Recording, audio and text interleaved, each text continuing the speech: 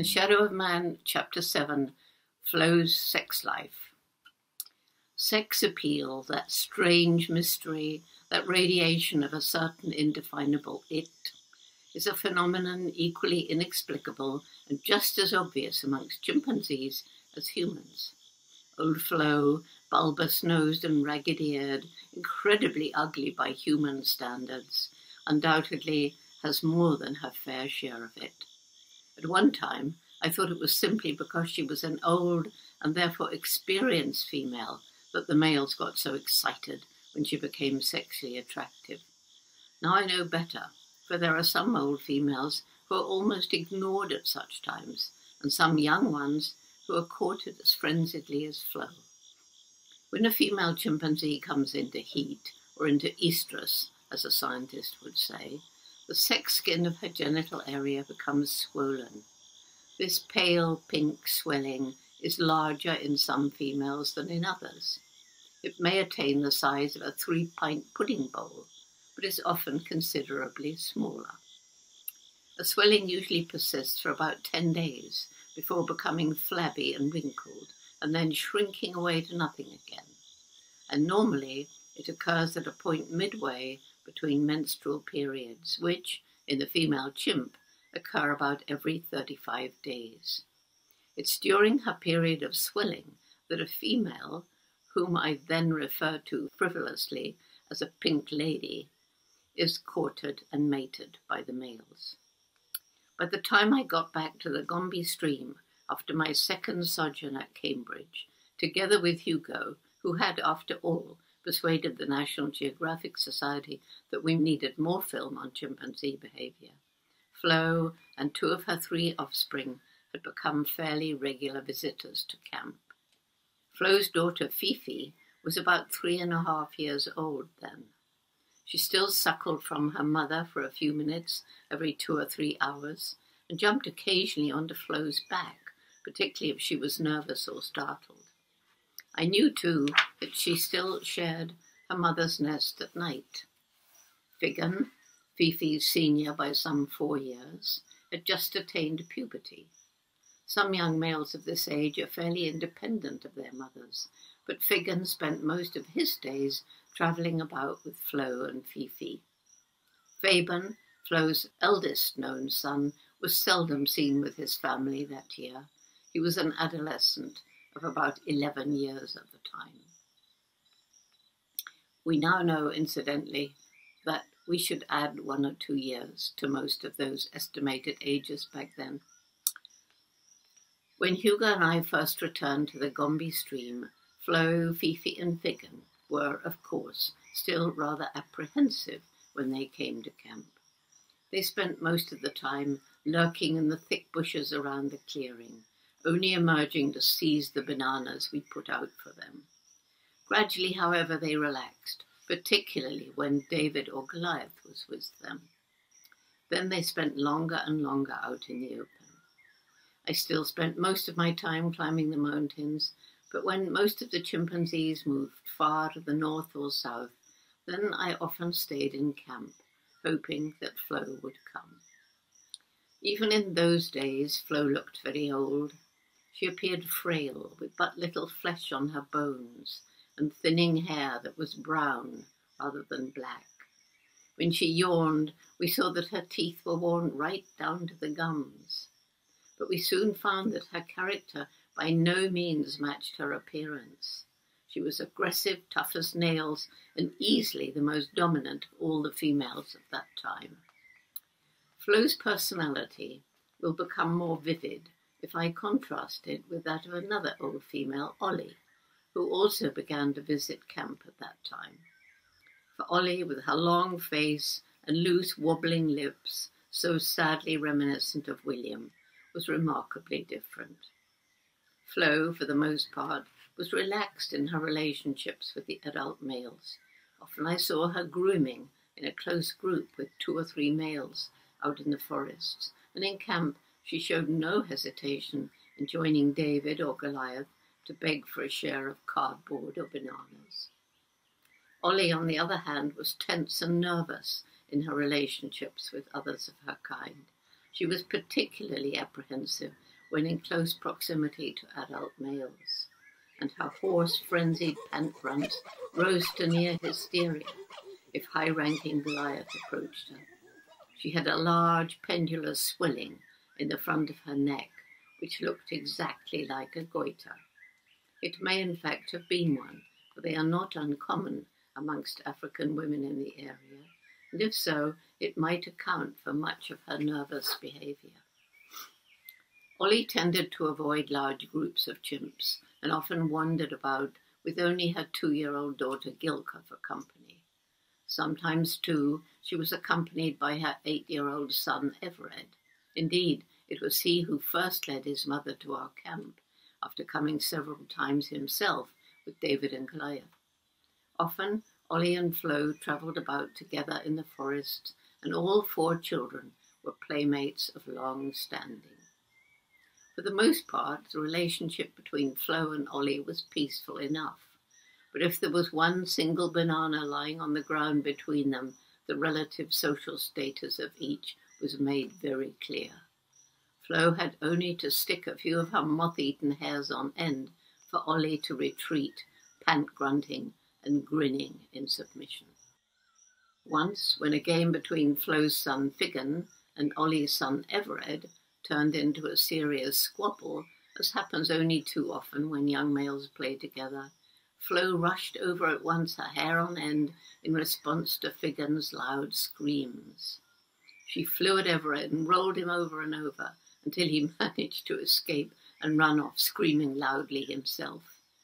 Ollie hurried up too, uttering threatening barks and looking extremely agitated, but she didn't dare join in, and so contented herself when all was over, with approaching and, as though to appease the dominant female, laying a hand gently on Flo's back. Flo was a far more easygoing and tolerant mother than Ollie. When Fifi begged for food, whimpering and holding out her hand, Flo nearly always let the child take a banana. Sometimes she actually held one out to her. True, there were a few occasions when Fifi tried to take her mother's last banana, and Flo objected. Then mother and daughter rolled about on the ground as they fought fiercely for the fruit, screaming and pulling at each other's hair. But such incidents were rare. Gilka would never have dared to try such a thing. Indeed, we seldom saw her even begging for Ollie's bananas, and when she did, she was usually ignored. She seldom got more than a taste of the skins until she got tame enough to come right up to us so we could smuggle her a whole banana. And even then, Ollie often rushed up and wrenched the fruit away from her daughter. Despite Flo's normally relaxed relationship with the adult males, she didn't usually compete with David or Goliath for bananas. Rather, she waited until they'd taken an armful before she ventured to try and get some for herself. And so one morning in July 1963, Hugo and I were surprised to see Flo rushing up to join in as Goliath and David approached a pile of bananas. And then we saw that she was pink.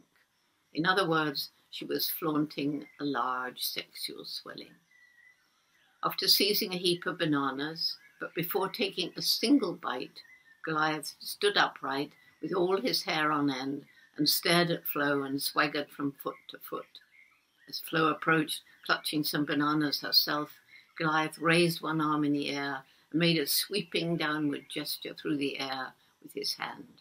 Flo crouched to the ground, presenting Goliath with her pink posterior, and he mated her in the typical nonchalant manner of the chimpanzee, squatting in an upright position, one fruit-laden hand laid lightly on Flo's back, and the other resting on the ground beside him. Chimpanzees have the briefest possible intercourse. Normally the male remains mounted for only 10 to 15 seconds. Nevertheless, before Goliath had done with Flo, Fifi was there. Racing up, she hurled herself against Goliath, shoving at his head with both her hands, trying to push him off her mother. I expected Goliath to threaten the child, to hit her, or at least to brush her aside. Instead, he merely turned his head away and appeared to try and ignore Fifi altogether. As Flo moved away, Fifi followed, one hand laid over her mother's swelling, looking back over her shoulder at Goliath, who sat eating his bananas. For a moment, Fifi stayed close to Flo, and then she went off to try and scrounge some fruit for herself. A few minutes later, David Greybeard approached Flo, with his hair bristling. Sitting on the ground, he shook a little twig, staring at her as he did so. Flo instantly ran towards him, turned and crouched to the ground again. Again Fifi raced up and pushed and shoved at David as hard as she could, and David also tolerated her interference. After this, the group settled down. David groomed Flo for a while, and then, as it was a hot morning, lay down to snooze. Goliath followed suit, and everything was peaceful. Presently, we saw Everett move slightly away from the group, looking over his shoulder at Flo, who was watching him. Then he squatted down with his shoulders hunched and his arms held slightly out from his body. This was the typical adolescent male courtship gesture, and Flo responded to it at once, approaching and presenting as she had for the adult males. Goliath and David both looked up, but otherwise ignored the incident. Fifi, as before, ran up and pushed at Everett, and he too ignored her. The next day, Flo arrived very early in the morning. Her suitors of the day before were with her. Once again, they courted and mated with her before eating their bananas. Once again, Fifi rushed up each time and pushed at them. And then, from the corner of his eye, Hugo saw another black shape in the bushes. As we peered, we saw another and another and another. Quickly, we withdrew into the tent and looked through the binoculars into the vegetation. Almost immediately, I recognized old Mr. McGregor. Then I recognized Mike and J.B. Also, there were Huxley, Leakey, Hugh, Rodolph, Humphrey, just about all the adult males I knew. And there were some adolescents, females and youngsters in that group as well. We remained inside the tent, and presently Flo moved up into the bushes, and there was mated by every male in turn. Always Fifi got there in time and tried to push the suitor away. Once she succeeded. She jumped right onto Flo's back when Mr. McGregor was mating her mother and pushed so hard that he lost his balance and tumbled back down the slope. For the next week, Flo was followed everywhere by her large male retinue. It was impossible for her to sit up or lie down without several pairs of eyes instantly swivelling in her direction. And if she got up to move on, then the males were on their feet in no time. Every time there was any sort of excitement in the group, when they arrived at a food source, when they left their nests in the morning, when other chimps joined them, then, one after the other, all the adult males mated Flo. We saw no fighting over this very popular female. Each male simply took his turn. Only once, when David Greybeard was mating Flo, did one of the other males show signs of impatience. Irascible J.B. started to leap up and down as he swayed a large, low branch, so that the end beat down on David's head. But David merely pressed himself close to Flo and closed his eyes, and J.B. did not attack him. The few adolescent males of the group, however, didn't stand a chance. Normally, these youngsters are able to take their turn, provided they wait until a flurry of sexual excitement has died down, and the adult males are calm and satiated. Then, if an adolescent hunches his shoulders or shakes a branch at the female from a discreet distance, she will usually move over towards him in response. The older males, whilst they may glance at the mating pair, seldom object to these expressions of youthful passion. Flo, however, was an exceptionally popular female. We did sometimes see an adolescent hunching at Flo from behind some tree butt. Though Flo herself usually got up and wandered towards him, several of the adult males instantly followed. It was as though they feared Flo might try to escape. The close proximity of his elders effectively nipped the amorous intentions of the adolescent. and he would retreat hastily to gaze at Flo from a safe distance. Once we saw Everett sitting some way from Flo, and every so often glancing from her towards one or other of the adult males. It seemed that he was torn between desire and caution. He took a few tentative steps towards Flo, and then suddenly went off at a tangent, flicking at pieces of rock, throwing little handfuls of grass in the air, kicking at stones with his feet. Then he sat down, and for the next 10 minutes occasionally shook a branch, as though to relieve his feelings. On the 8th day of her swelling, Flo arrived in camp with a torn and bleeding bottom. The injury must have just occurred. Within another couple of hours, her swelling had gone. She looked somewhat tattered and exhausted by then, and we were relieved, for her sake, that everything was over.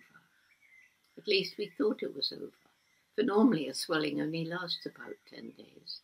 But 5 days later, to our utter astonishment, Flo was fully pink again. She arrived, as before, with a large following of attendant males. This time, her swelling lasted for 3 consecutive weeks, during which time the ardour of her suitors did not appear to abate in any way.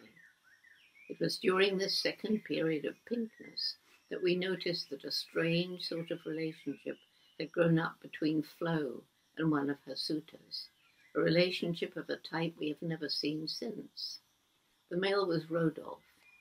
His real name was Hugo, but 2 Hugos in one book became too confusing, and so I've given him Hugo's second name, Rodolphe. Rodolphe in those days was a high-ranking and enormously big and powerful chimpanzee, and he became Flo's faithful escort. He walked everywhere, just beside or behind her. He stopped when she stopped. He slept in the nest closest to hers. And it was to Rodolphe that Flo often hurried when she was hurt or frightened during those weeks, and he would lay his hand reassuringly on her, or sometimes put one arm around her. Yet he didn't protest in any way when other males mated Flo. During the final weeks, Fifi became increasingly nervous of the males. Perhaps finally she'd been threatened or even attacked by one of Flo's suitors. Whatever the reason, her gay assurance in life was gone for a while. She stayed further and further away from the centre of the group during any sort of excitement, and she completely stopped interfering with her mother's sex life. She didn't even dare join a group that was loading up with bananas in camp. She, who a couple of weeks earlier had actually taken fruits from the hands of the males, whom she had tried to push from Flo. The fact that Flo's milk had quite obviously dried up with the appearance of her sexual swelling may have affected Fifi's behaviour too, for a quick suck of milk, more than anything else, seems to calm an infant chimpanzee. If one of the males threatened Fifi, she could still run to Flo, still be embraced by her mother. But where was the comfort of a sudden flow of warm milk? Whenever the group was resting and peaceful during those hectic 3 weeks, Fifi went close to Flo, and either groomed her or simply sat beside her with one hand on her mother's body.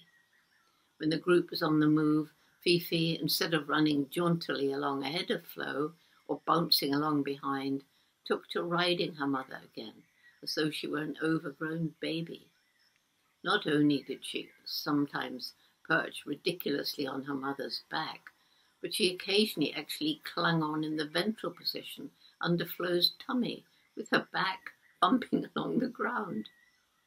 One day, Flo, with Fifi on her back, came into camp alone. Her fabulous swelling had gone, shriveled into a limp flap of wrinkled skin. She looked utterly worn out, faded, incredibly tattered after her strenuous 5 weeks. There were 2 extra pieces torn from her ears and a variety of cuts and scrapes all over her body. That day she just lay around in camp for several hours, looking utterly exhausted. She and Fifi left, as they had arrived, on their own. The following day, a group of males was in camp when Flo appeared, plodding along the path. The moment they spotted her, they leapt up, their hair on end, and charged off to meet them. Flo, with a hoarse scream, rushed up the nearest palm tree. The males ran on with David Greybeard for once in the lead. They stopped under her tree and gazed up for a moment before David slowly and deliberately began to climb the trunk. What took place we shall never know, for leaves hid the two from sight. A few moments later, David reappeared and climbed slowly down the trunk again. He walked past the other 5 males and plodded back to camp. A moment later, Flo reappeared and moved down towards the waiting group. She hesitated for a second before finally stepping to the ground. Then, crouching slightly, she turned and presented her shriveled posterior to her ex-suitors. Goliath carefully inspected the flabby skin, poking around for a moment and intently sniffing the end of his finger. Then he followed David back to camp, and it was Leaky's turn to inspect Flo. After Leaky came Mike, and then Rodolphe, and finally old Mr. McGregor. Then they all trailed back to their interrupted meal, leaving Flo standing on the path, staring after them. Who can tell what she was thinking? After that, Rodolphe again attached himself to the old female, and for the next fortnight continued to travel around with her and her family. Figan, who'd stayed away from his mother during most of her pinkness, was back with her also. One day, about a week after the last vestiges of Flo's swelling had subsided, Rodolphe, who had been grooming her, suddenly pushed her roughly to her feet and feverishly inspected her bottom, sniffing his finger again and again with an eager glint in his eyes. But obviously her hormonal secretions gave no indication of imminent pinkness, and after a few moments he permitted Flo to sit down again and continued to groom her. We saw him behave thus on 3 different occasions, but Rodolphe would have to wait close on 5 years before Flo became pink again.